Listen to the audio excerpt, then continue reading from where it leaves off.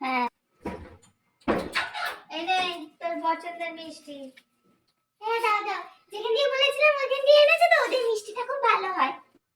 না, ওই দোকান দিয়ে আনি নাই, আমি আমার এই পাশে গলির মোড়ে দোকানটা দিয়ে আনছি। কেন?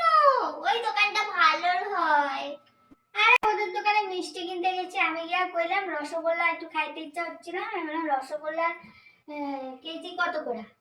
ওরা কয় কি রসগোল্লা পিস হিসাবে বিক্রি হয়, কেজি না। তারপর আমি জিজ্ঞাসা করলাম তাহলে রসকদম্বের কেজি কত করে? তুই বানতে কইছিস রসকদম্ব, তখনও কয় কি রসকদম্ব কেজি না, ওরা পিস হিসাবে বিক্রি হয়। কইলাম তাহলে আমারে 200 পিস বোঁদে দেন।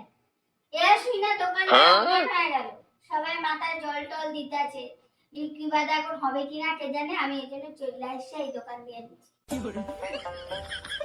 এইটাই কারণ এখান দিয়ে আনা।